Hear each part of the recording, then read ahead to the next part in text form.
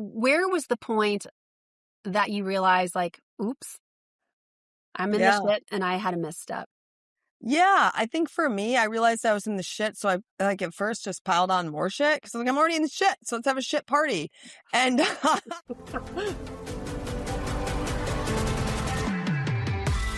Welcome. I'm Jen McDowell, and you're listening to Through the Shit, a podcast for anyone going through the shit and the people who love them.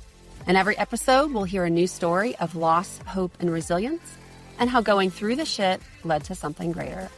So if you're in the shit now and feeling lost or alone, disconnected from your badass self, or in need of an ember of hope to keep putting one foot in front of the other, you're in the right place. So settle in, prepare to be moved and inspired, and welcome to the shit.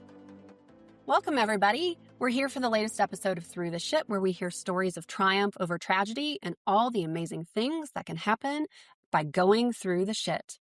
Our guest today is my dear friend Ursula Taylor, who's going to be talking with us about a misunderstanding with someone close to her that caused her to work through deep feelings of betrayal and taught her lessons of self-forgiveness. So, Ursula, welcome, and thank you for being here.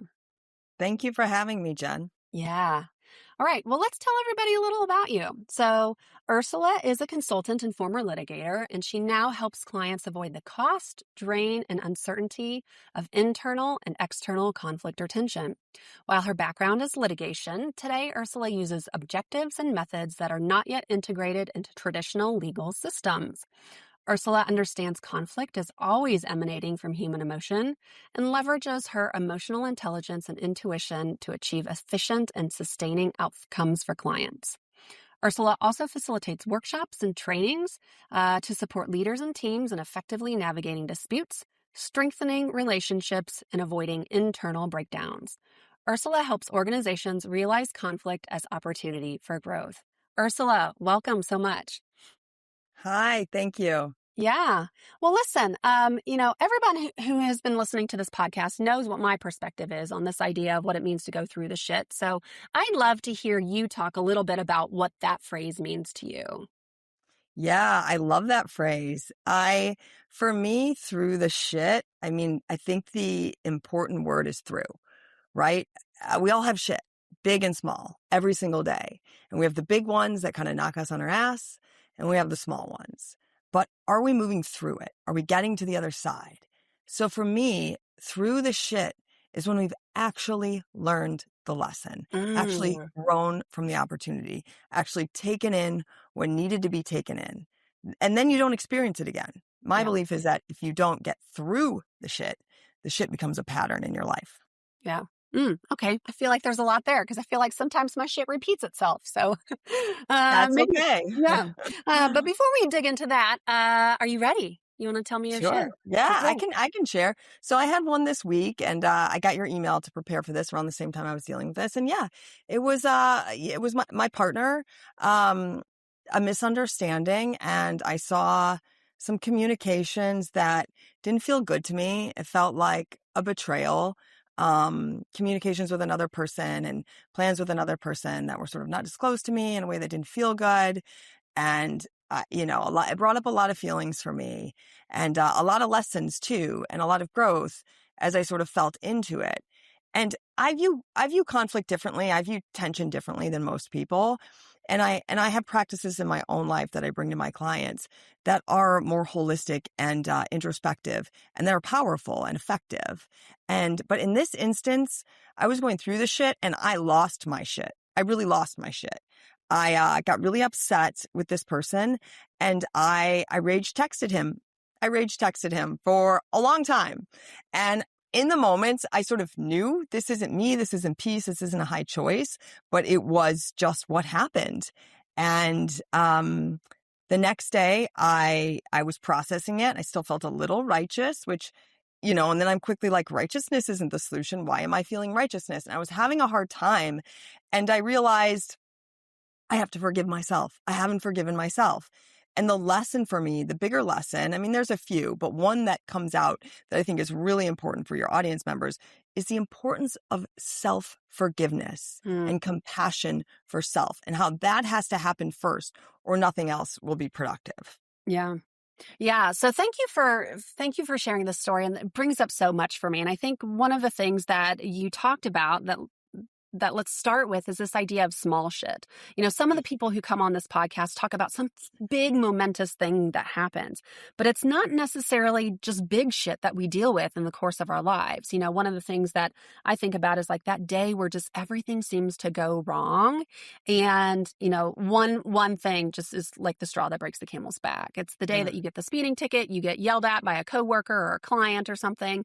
And then like you have to go to the grocery store in the pouring down rain and your bag breaks and your groceries are all over the sidewalk or whatever. It's like, how do you recover from the small shit? So yeah, I'd love to hear Yeah. your thoughts on that. Yeah. I mean, the most important thing is to stop powering through. Mm, Powering through will not help you. If there's a small ripple, a small upset, we sort of think, I'll make myself feel better if I can have some control over my day and my life. Let me plow through this to-do list. Let me get things done. Let me achieve to satiate this feeling. That doesn't work. What you have to do is you have to stop. That's the most important thing. You have to stop. Stop what you're doing. Stop writing. Stop texting. Stop trying to achieve or accomplish, and go inward with yourself. If you want to reset this day and this series of happenings, you've got to be able to stop when it's small and go inward and just pause with yourself. yeah. Yeah. So, I mean, I understand that completely. One of the things that I hear so much from people, often who are high performing type A personalities, they have a lot of responsibilities, a lot of obligations. Even, in that scenario I gave where they're coming home carrying the groceries and they're soaking wet, there's a family, there's something at home that needs attention. And so, how do you stop when you feel like the world is spinning off its axis? Yeah, I mean, you just have to make that commitment to yourself. I mean, and this gets back to another theme of mine, which is the prioritization of yourself is key to any relationship. And that sounds, antithetical to what we're taught. Like, no, we need to give to others. We need to be generous with our time and energy. We need to take care of other people. We need to deny ourselves for the sake of our children or other people we care about. But that actually doesn't work. You have to prioritize yourself. You have to give to yourself. So whether that's a 1-minute breathing exercise or really getting mindful on your commute home, just take the space to go inward with yourself. That's how you'll be able to show up for your children after work or show up for your loved ones after a stressful day. You've got to have that time to reset. And, my best days are usually the days where I start off with some mindfulness or meditation or exercise or something. And then I bring that back in around 3 or 4 in the afternoon, which Yeah. is when it starts usually kind of elevating for me. And then again at night before bed. And that's what kind of keeps me grounded and neutral throughout the day. Yeah, thank you. Yeah, so it's this really idea of a consistent grounding practice that you can go back to over and over again. Um, Exactly. Another thing that I often hear from people is this idea of like they've gone through the shit and the consistent grounding practice or routine or ritual that they had before sometimes doesn't work. So I'm curious if you have any perspective on that and what advice you might be giving to listeners in those instances. Yeah, yeah. I mean, I think it's important that you have to deal with first things first. And, guilt and shame are big. They're always self-imposed and they are invisible. Mm, So you have to take that moment to yourself and feel into what's coming up for you and make the decision and use the words. Because our words are powerful, our choices are powerful within ourselves. So literally a strategy I give people is make the choice. Say the feeling. So you've stopped, you've gone inward, say the feeling out loud. I feel guilty. I feel guilty. I feel bad. I feel guilty. Saying that out loud creates some distance. And then make the choice. Make the choice to bring in something different. It's not a it's, we think that the way through a conflict or a difficult situation is self-recrimination for some of us. I am bad. I am wrong. I can't do that again. mm, I'm going to try harder next time. No, because you're still carrying the fear-based emotion. You're still carrying the guilt and the shame. If you want to move through it, you can't be, Ursula, you're such an idiot. You shouldn't have rage texted this person you care about. That was wrong, and beat myself up. I'm going nowhere with that. I'm going nowhere with that because I'm staying in that sort of like fear-based emotion. It's still living within me. So the first thing I have to do is say, I feel guilty. I feel ashamed. And then immediately, like I've done enough of this work to be like, that's a no. I forgive myself. And there's power in these words. That even if we're talking alone in our bathroom or in our car, there's power in these words and these choices when we say them out loud. So it's Hmm. pause, look inward, feel your body, state the feeling, use the words, make the choices, and try to bring in a new feeling. What do I need? What do I need? What do I need? I Hmm. need peace. I give myself peace. And like just have this weird conversation with yourself and you give yourself that feeling. And it's not about words or mantras or scripts or directives. It's really about it's about feeling the feeling and then bringing in the new feeling. Yeah. Thank you for that. I've learned something similar over the course of my own work with mental health professionals, and I think one of the other things that I've learned is also that in that section of where you're talking about stated aloud, is sometimes we go to some of those negative things like shame, blame, and we do that because it is an easier outlet for feeling the actual feeling that may be underneath it. So, if it's shame, it may be embarrassment, or if it's guilt, we may feel sad because we hurt someone, and staying angry at ourselves for sort of in that frame of reference is easier than sort of acknowledging the underlying feeling. Mhm. So yeah, that's definitely what was coming up for me in this model that you were talking about. Is sometimes we tell those narratives and stories because it's familiar and it's the thing that feels better than the feeling the real thing. Yeah, yeah, yeah. And to that, I say there's nothing to lose, it's a conversation with yourself.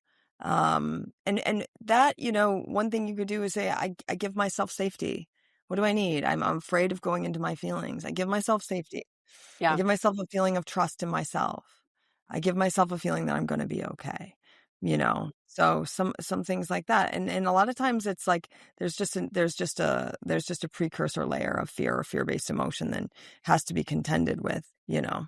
You said something else that I wanted to go back to because I think it's really important. Sometimes when we have these moments of like tension or conflict with someone else, is at its root, sometimes there is some sort of issue with communication. You indicated that it started with some sort of miscommunication about something. And I can't even Mhm. remember exactly what the details were, but tell me a little bit more about how you see communication or miscommunication kind of playing out in this particular scenario, or other times where, you've been kind of in the shit. Yeah, I mean, miscommunication happens and miscommunication prevails and perpetuates when we have emotional blocks that we don't see and we're acting from that emotional space. It is impossible to hear someone or to create space for that person to feel heard or to feel heard yourself if you are operating from an angst or an irritation or an upset. And it doesn't matter how much forced civility or repressed this or the words you use. You can say respectfully and you can say nothing at all. And the emotion's there and it's infectious. So even just saying nothing, even avoidance is felt. Non-communication is felt. If you're carrying the energy, it is infecting not just you, but the other person. So you can't have really, productive communication unless you're feeling what is coming up within you. Now, if you're in a really trusting and safe, relationship or with someone who's more grounded or it's not really escalated and it's a small ripple, maybe you can maybe have a dialogue with the other person where you're both able to kind of find and feel those feelings together safely. But that's not always true. Sometimes it's a big feeling and a conversation with the other side is just going to trigger that person because you're bringing that infectious energy and it's going to come back. And that's even if you're kind of keeping the languaging, if you looked at the black and white transcript of the conversation, nobody said anything untoward, but the energy is there. The energy Yeah. is always there and it's always felt. So you have to contend with that inner energy before you're going to have any kind of effective communication. Oh, yeah. Like, even if you feel like you are primo at masking that energy, like, it is still subtly felt by the other person because you're either like distracted, trying to sort of shove it down and repress it, or you're sort of if you're pissed and ragey, you are like over nice in a weird, like, hey, type of way, right? Like, it always comes out as some It's sort of always weird way. felt.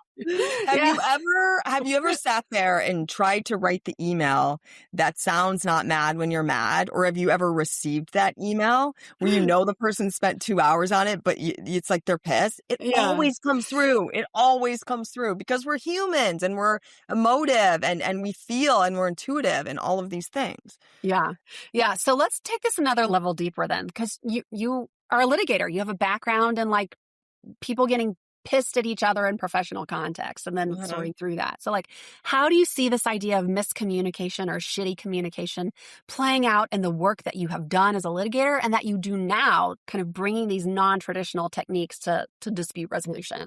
Yeah, I love that you asked this because in my rage texting, I wrote the cross-examination. I wrote the cross-examination, even though I've been doing this work and I know better, right? But it was such a brilliant display for myself. Like, I am perpetuating the emotion through this cross-examination. And that's exactly what lawyers do, Yeah. right? We think that we're lawyers, we're above the emotion, we're elevated. It's coming through the legal briefs. It goes from the client to the lawyer. And then the lawyers sometimes come up with their own dynamics within themselves and it's felt. It's always felt. It's following the legal briefs. It's following. And then the trial attorneys are really just trying to recruit the arbitrator or the jury or the judge into the emotion. The good trial attorneys are trying to tell the story. It's not resolving or transmuting or alchemizing or helping people get to the answer, the question, what do I need? It's not resolution. It's a recruitment. Yeah. It's a recruitment of others. And that's why it's such an amplified and expensive process that never ends, because nobody's resolving the underlying emotion that's always driving it.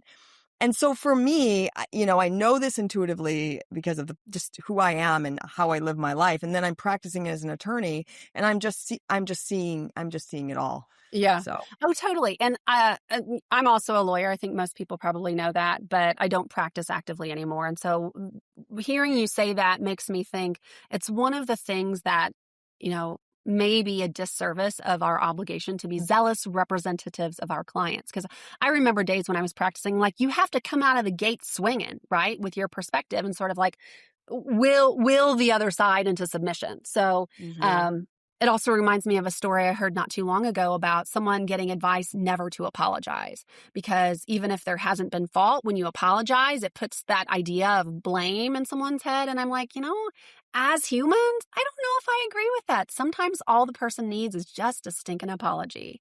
yeah, I So think yeah. that's super interesting about never apologize. I would say that you don't want to be apologizing unless you've done that first step of self forgiveness and real self compassion. Yeah. Because if you're apologizing from your shame, you're perpetuating the shame. If you're apologizing because you want to get something from the other person, you're actually resolving nothing because you're just spreading the fear-based energy more. Yeah. We've all felt the apology that comes from shame. That's like, I was wrong. Like, that's like fueling sort of a righteousness in the other side, which is like, yeah, damn it, you were wrong. If you come from an apology that's powerful, you've done the work of self-forgiveness and compassion, like, it's felt more powerfully. It's felt like, okay, this person's gone through the shit, not in the shit, but through it. And Yeah. there's just more to be gained from that energy and interaction. Yeah. Yeah. So let's go back to the part that makes everyone cringe, right? That moment where you have that righteous rage. Um, we've all done it. I've done it Mhm. myself. And so, where was the point that you realized, like, oops, I'm in the Yeah. shit and I had a misstep? Yeah, I think for me, I realized I was in the shit, so I like at first just piled on more shit because like I'm already in the shit, so let's have a shit party. And but where was the point? I mean, I think all along I was sort of like, this isn't me, and but I think I was just in such a point of overwhelm. It was just such a point of overwhelm Yeah. for me that I thought I could sort of we can't get out of it. Like, there's no checking out of it, right? Like, you can break off relationships, but the shit's still following you because you haven't gotten through it. You can Right. break off relationships. It doesn't fix what's underlying. You can avoid and walk away. You can scream your head off. Like, none of this is going to actually get you to what you need, which is peace. And with peace is power, and with peace and power is clarity and solutions and answers to the questions about, what do I really want? Do I really Mm-hmm. want to walk away from this relationship? Do I really just need X, Y, or Z? The clarity doesn't come until we get through the emotional charge. We Yeah. have to release the charge. Yeah. So at what point did I come to know this? I don't know. I think I noted myself shaming myself was the first thing. And then I was like, oh, self-forgiveness. I have to let go, and that was really powerful and effective for me. And then I could kind of go into some of the other things. And as I always like to, I'm a spiritual person, and I always like to back up and say, what's the lesson from the universe? Like, why did this happen?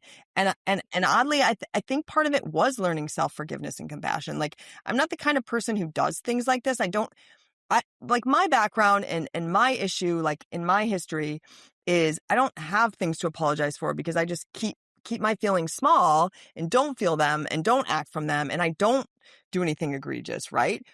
But when we do, it's we still have to, deal with the consequences of that in terms of our relationships and other people, and I'm not excusing it. But when we do finally like lose our shit, the beautiful opportunity is to just look at that and come to what gifts are in it. There are gifts in it. I know that sounds weird. And for me, it was the practice of self-forgiveness, the practice of compassion, the practice of going into that. And that was really powerful for me. Yeah. Yeah. Thank you. As you were talking, this image of a pile of poop, right? Like, push it off to the side so you don't have to deal with it. The reality is that it still smells like poop. It still smells like shit until you've dealt with it, until you've turned it into manure, until you've disposed of it in some way. You can't not deal with the shit. Right. Yeah. What's coming Right. up. And it creates a pattern, it creates a pattern in our lives. And I think we can all think of times when we felt we were aggrieved or upset. And then we're like, I had this was the same feeling I had 5 years ago when I got into that. We all can, if we sit with ourselves and we're willing, we can find our patterns. And you have to, so because everything is energy, even our emotions that emanate into our relationships, our emotions that drive every choice we make. Because everything is energy, you have to deal with the energy. I'm not even, it's what's almost underlying the emotion. Because I think it's easy to be like, well, I feel this and I feel that, and just be in words. But you want to be in the feeling, because that's where the energy lies, and the energy is what has to shift. I'm talking about like transmuting, alchemizing, changing the energy. Yeah. So that's how you get through, I would say, the shit. Yeah. So let me ask you another question about rage, because sometimes rage is justified, and you've probably seen it yourself with personal things. You've probably seen it with the clients that you've represented. So, what do you do with that rage, and how do you repair? Because sometimes we take it too far. I think sometimes rage can be a step in the right direction. And for those of us who are afraid of conflict, or if you are the kind of person who keeps your emotions small, and as women, I think it's hard, right? Because we're taught, don't have big emotions, don't look jealous, don't look upset, don't look emotional, right? So we're taught to like keep it down, keep it passive, but it's still there. And if we're lucky, we eventually lose our shit. Because not only are we moving a step closer to that connection to ourself by finally feeling that, but we also provide us with the opportunity of self-forgiveness and compassion, and then the opportunity to go a little deeper about, what's actually going on in the relationship. But, you made the comment about sometimes rage is justified. Rage is always justified and never justified. There's always a lawyer to write the cross exam from every direction, right? There's always this truth and then that truth. We create our reality. We create our truth. So do we want to stay the righteousness and the right and wrong and the blame and fault and the justified and not justified? That is the lower thinking. That is what's keeping us smaller. Like, you want to get to a place of, what do I need? And what do I need should relate to what you're doing in the world, what you really want, who you are as a person. With a business, it would be like, what thing are you creating, or how do you serve your clients? What do I need is never, I need to win. I need to show them that they're wrong. I need to prove this. If you're speaking like that, then you're still in righteousness, and you haven't unlocked that feeling. And until you unlock that feeling, you are not effective in getting what you want. Okay. Yeah. So for me, it's this idea of a bridge, right? You've got to get clear on what you need, and it becomes the bridge from converting rage into something that you can channel and then use and take action on. Yeah. The rage is blinding, right? It's blinding. It's not wrong or bad. And I want to be really, really, really honor that. Like, because when we make the rage wrong and bad, we don't go into what underlies it. no feeling is wrong or bad, right? Like I'm sure that you are an involved enough person, you appreciate this. No feeling is right or wrong or justified or unjustified. Feelings just are. They don't define us, they move through us. And until we can find them, feel them, and release them, they don't transmute. But what blocks us from finding, feeling, releasing, and transmuting it is this idea that I'm not allowed to feel that. I'm not justified in being mad. I'm not allowed. I'm not justified. So then you're Mm-hmm. not dealing with it. If you just honor it and you say, this is what's happening, I'm raging, I'm upset. Like that's step one, to Yeah. start coming down. And make it about you and your feeling, what's happening with you. Because at the end of the day, that's who you live with. That's who's going to cause you to have the success or the solutions that you Mm. want. So it's your relationship to you. So you almost want to get away from the other person for a minute and get Yeah. really clear with you. Yeah, that really hits home for me because I think that was probably one of the most enlightening lessons that I learned in my therapy experience is I get to have my own feelings. The other person gets to have theirs too, right? But I get to have my own feelings because I was engaging in patterns where I was sort of like stuffing my feelings down as a safety mechanism, right? I was pacifying the other person by not having my own feelings. And, through lots and lots of therapy, I now recognize the harm that I was doing to myself for that. But I Mm-hmm. think the question that then comes of this, because you mentioned earlier this idea about like being able to identify the patterns that you have over the course of time. I know a lot of people are afraid to do that or are not in a place to do that yet because they're maybe scared of what they're going to uncover.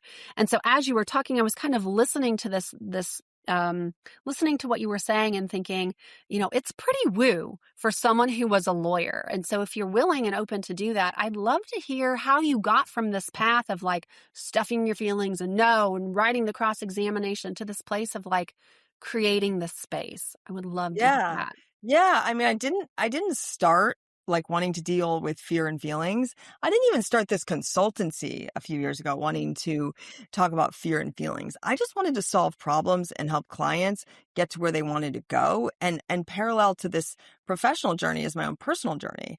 I just want peace, abundance, for myself, for my family, and the way to do that as I moved further in my career as a litigator and saw what I saw and learned what I learned. I know what litigation is. I know what litigation isn't.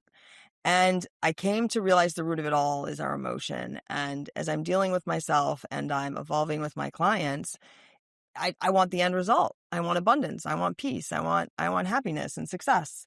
So we got to deal with fear and feelings. Sorry, folks. Like that's what it is. That's what's blocking you. That's what's limiting you. So it was that's probably what motivated it. And I just got to a place in my journey where I couldn't do litigation anymore because it didn't feel right. It didn't feel aligned for myself or my clients. And Yeah. so that's how that happened. I don't know if that answers Yeah. your question. I think it does. And I'm going to sort of read between the lines here a little bit when I'm sharing my reaction and my own journey to that. But I think it was like a slow build. And I got to the point where I was like, all right, this is not working for me anymore. Like it served me to a degree up to this point, but like it is not working anymore. And I need to fundamentally do something different in order to be able to get out of this place. And I think it wasn't necessarily a watershed moment, but it was just sort of this moment where I felt like I had kind of reached critical mass and it was like, I can't continue to do this anymore. Yeah, yeah, that resonates for me. And it's not a disparagement of lawyers or legal process or any of that. But I just came to know too much. I came to know too much. And I'm like, I can't get out of bed to write interrogatories. What was that going to do? I guess I could bill Yeah. those hours, but pay the bills. But that's just a hamster on a wheel, you know? hmm Yeah. Yeah. Yeah. And I think for me, I'm glad I had sort of that realization when I did, because then my shit went sideways and I needed those lessons in order to be able to kind of serve as the foundation for getting me through it. So, Yeah. it's a Yeah. lesson and things happen in their own time and the right time. Um, Something I would love to hear from you is like you've had this situation with your partner come up, and then how do you close the loop? How do you repair? How do you heal Yeah. on this? Yeah. I mean, 'Cause the first step is your own self-forgiveness, right? And your own compassion of self. And we talked about that. And the strategy for doing that is saying it out loud, choosing it, saying it to yourself repeatedly. And then the second step is just, from there you can take authentic and genuine accountability. You're not just like, I'm sorry. You're like, I'm sorry. That wasn't me. And that, in a way that I think can land more powerfully because it's not coming from an energy of fear. It's coming from an energy of authenticity and just, I'm now in my truth. I'm now in my peace. Our power is peace. Our inner peace is our power. The most powerful person in the room is always the person who is cultivating real inner peace, not like forced civility, but real inner peace.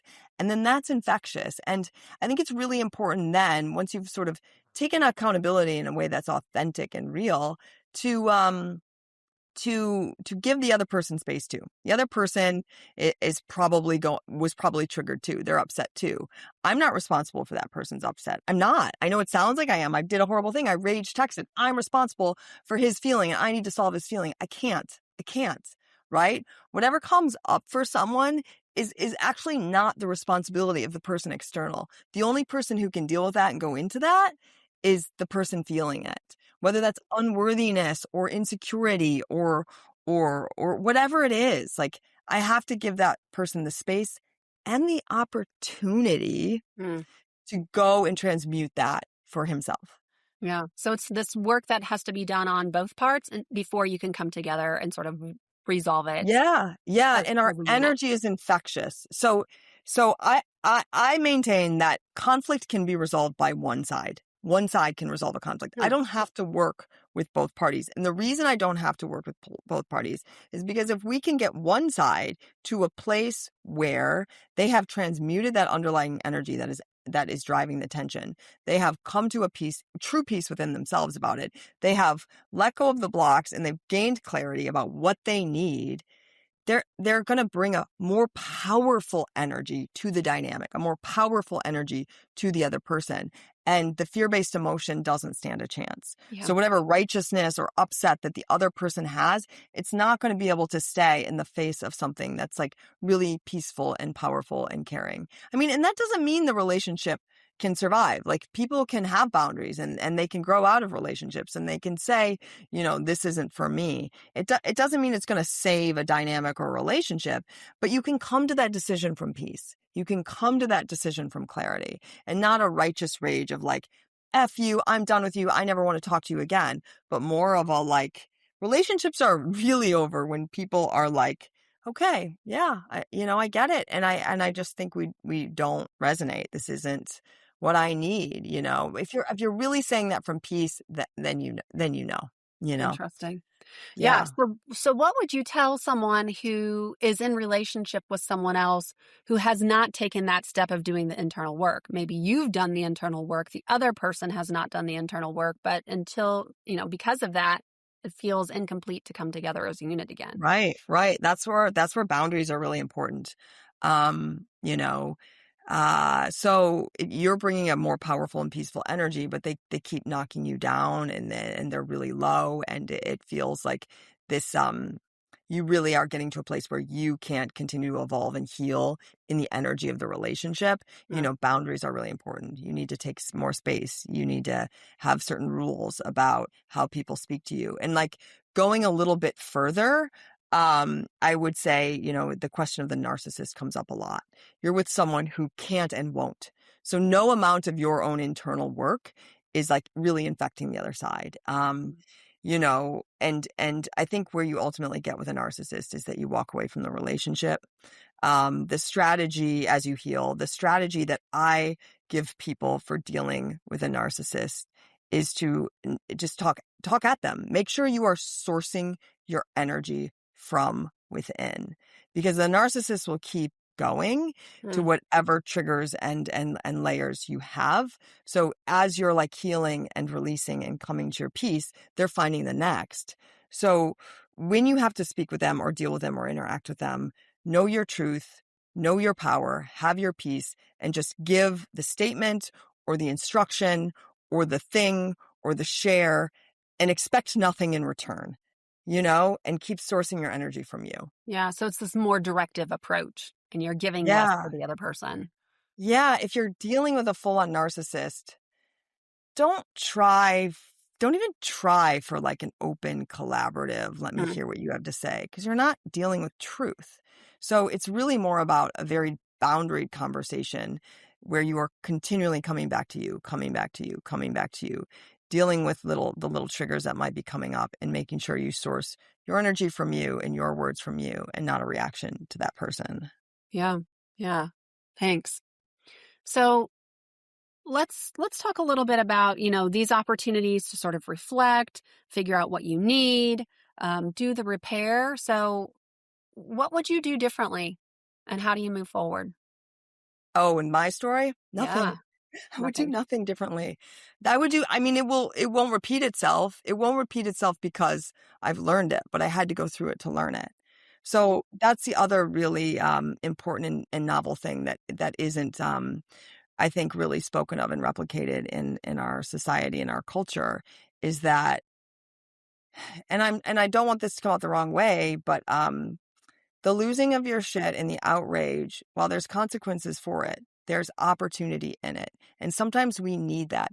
The low choices we make, sometimes we have to go into that to see ourselves. Sometimes we have to have that experience to see ourselves. And yes, there are consequences, but maybe the consequences are worth it.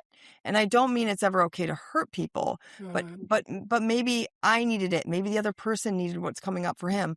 Maybe there'll be a decision that with regard to the relationship, and that's all okay. But I don't think I would change anything. Although next time it'll be different because I've found the lessons and I'm grateful for them, and I'm grateful for me losing my shit, and I'm grateful for what I went through because I was able to see it within myself. Yeah. Because at the end of the day, the most important relationship is the one I have with myself, and I have to be able to see these things. Yeah. And I think for you, that's the nugget here is like, it's a lesson that you've learned and you're taking it forward. And Right. because you've learned that lesson, even though it was not an ideal situation, perhaps Yeah. Yeah. it needed to Yeah. happen to some degree. Yeah. Yeah. Yeah. Yeah. And I think the lesson, like I didn't touch on this yet, but the feeling for me that came up were feelings of like rejection and unworthiness, Mm. right? That can feel really vulnerable to say, but I had to say it to myself. And what do I need? I need self-love. Give myself self-love and like bring in that love. Think of my dog, bring Yeah. in whatever gives me that feeling of self-love and really give myself that feeling and then just sit for a minute in meditation and let that soak in. Um, so that's what I did with myself repeatedly, kind of going back to worthiness, self-love, compassion of self. And then the newer thing that I hadn't done a lot of work on was this forgiveness and letting go of shame or guilt. Because I don't usually rage at people. I don't usually do something egregious that I have to then forgive myself for. So it was really powerful for me. And what would I do differently? It won't happen again, but, because I've learned from it, but I don't know. I kind of think I needed it. Yeah. So, I mean, a lot of times when people come on, the thing that they're sharing, the shit that they're sharing, it has happened a while ago. And this was pretty fresh for you. And so you maybe don't have the perspective yet to answer this question, but Sure. how do you want this to propel you forward? You talked about these lessons of self-forgiveness and things like that. How do you want it to propel you forward? I mean, I think what I want is to release any lower energy that I'm still holding in my body, release fear-based emotion that I'm holding in my body. As humans, and every single human that walks this earth is carrying seeds of feeling unworthy. That's up for all of us. And anyone who denies that is no. We all tangle with feelings of unworthiness. So, but the best of us are just conscious of it. The best of us are bringing some level of self-awareness to it. So we can be like, I feel unworthy. Huh, interesting. What do I need? But that requires forgiveness, compassion, and stepping away, creating some space from the righteousness. You have to be able to observe yourself. So what do I want to propel me forward? I want the inner growth. I want the because with that peace comes power. With that peace is getting back to what I need and want in the world, which is abundance. And I don't mean financial abundance, abundance in relationships and life and joy and laughter and living the life that I want to live to the most fullest extent possible. It requires me to always be willing to look at the things that come up, observe myself, and come into this. Yeah, thank you. Okay. So last question. Let's take this home. For someone who's maybe in the shit with some sort of important relationship, what do you tell them? You're exactly where you're supposed to be. You're Mm, exactly where you're supposed to be. It's all in good timing. You're exactly where you're supposed to be. Slow down, give yourself compassion, give yourself love, take a deep breath. You are all right. And you're exactly where you need to be. mm. And you're worthy or You're worthy. loved, Yeah. Yeah. liked, respected, Loved whatever all your the need things, is. all Yeah. the things. Yeah. Well, on that note, Ursula, thank you so much for being here today. And I will see everyone on the flip side. Thank you, Jen. Yeah. That's it for this episode of Through the Shit. Thanks for listening. If you liked this podcast, like, share, and subscribe, and maybe send it to someone who needs a boost because they're going through the shit. While you're at it, tell them how important they are to you. If you have a story of shit to share or you're in the shit now, I'd love to hear from you. Email me at throughtheshitpodcast@gmail.com or go to our website at throughtheshit.com. I'll see you on the flip side.